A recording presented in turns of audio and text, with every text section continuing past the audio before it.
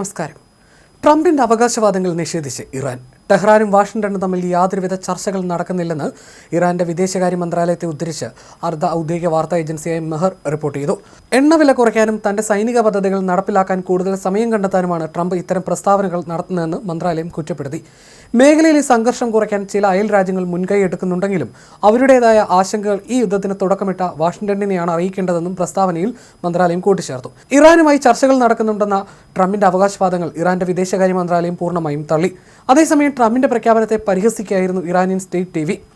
ഇറാന്റെ തിരിച്ചടിയെ ഭയന്ന് ട്രംപ് തന്റെ 48 മണിക്കൂർ അന്ത്യശാസനത്തിൽ നിന്ന് പിന്മാറിയെന്നാണ് IRIB സ്റ്റേറ്റ് ടെലിവിഷൻ ഗ്രാഫിക്സിലൂടെ പരിഹസിച്ചത്. മിഡിൽ ഈസ്റ്റിലെ സംഘർഷങ്ങൾ അവസാനിപ്പിക്കുന്നതിനെക്കുറിച്ച് വളരെ നല്ല ചർച്ചകൾ നടന്നുവെന്നും അതുകൊണ്ട് ആക്രമണങ്ങൾ താൽക്കാലികമായി നിർത്തിവെക്കുകയായിരുന്നുവെന്നുമാണ് ട്രംപ് അറിയിച്ചത്.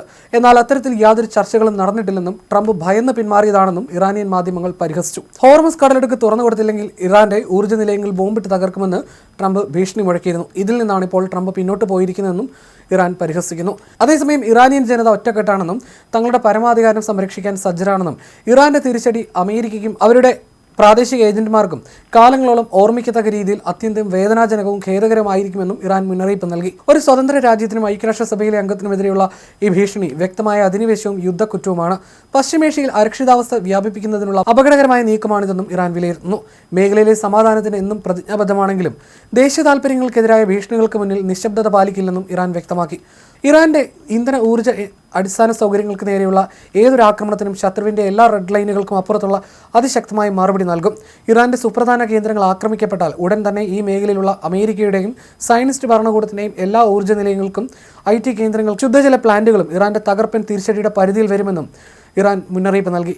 ഏകപക്ഷീയമായ ഭീഷണികളുടെ കാലം കഴിഞ്ഞുവെന്നും ഇറാൻ മുന്നറിയിപ്പ് നൽകി. അതേസമയം ഇറാനിൽ ഇപ്പോൾ ഭരണമാറ്റം സംഭവിച്ചിരിക്കുകയാണെന്നും തീർത്തും വ്യത്യസ്തരായ ആളുകളാണ് ഇപ്പോൾ രാജ്യം ഭരിക്കുന്നതെന്നും ട്രംപ് അവകാശപ്പെട്ടതായി CNBC റിപ്പോർട്ട് ചെയ്യുന്നു. തന്റെ ട്രൂത്ത് സോഷ്യൽ പോസ്റ്റിന് പിന്നാലെ മാധ്യമപ്രവർത്തകൻ ജോ കെർണനുമായി നടത്തിയ ഫോൺ സംഭാഷണത്തിലാണ് ഇറാനുമായി ഒരു കരാറിലെത്താൻ ഞങ്ങൾ വളരെയധികം താല്പര്യപ്പെടുന്നുവെന്ന് ട്രംപ് വ്യക്തമാക്കിയത്.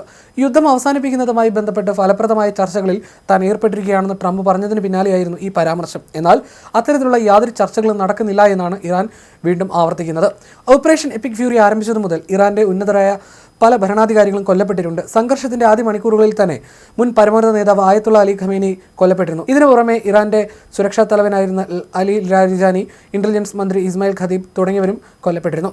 അതേസമയം ട്രംപിന്റെ ഏറ്റവും പുതിയ പ്രഖ്യാപനത്തെ ബ്രിട്ടൻ സ്വാഗതം ചെയ്തു. ഫലപ്രദമായ ചർച്ചകളെക്കുറിച്ചുള്ള ഏത് റിപ്പോർട്ടുകളും സ്വാഗതാർഹമാണെന്ന് പ്രധാനമന്ത്രി കീർ സ്റ്റാർമറുടെ ഔദ്യോഗിക വക്താവ് പ്രതികരിച്ചു. യുദ്ധത്തിന് എത്രയും വേഗം പരിഹാരം കാണുന്നത് ആഗോള താൽപര്യങ്ങൾക്ക് അത്യന്താപേക്ഷിതമാണെന്ന് തങ്ങൾ ഇപ്പോഴും പറയാറുള്ളതാണെന്നും പ്രത്യേകിച്ച് ഹോർമസ് കടലിടുക്ക് അടിയന്തരമായി തുറന്നു നൽകേണ്ടതാണെന്നും വക്താവ് കൂട്ടിച്ചേർത്തു. എന്നാൽ ഇതിനിടയിലും ടെഹ്റാന്റെ ഹൃദയഭാഗത്ത് തങ്ങൾ ആക്രമണങ്ങൾ നടത്തിക്കൊണ്ടിരിക്കുകയാണെന്ന് IDF വ്യക്തമാക്കി.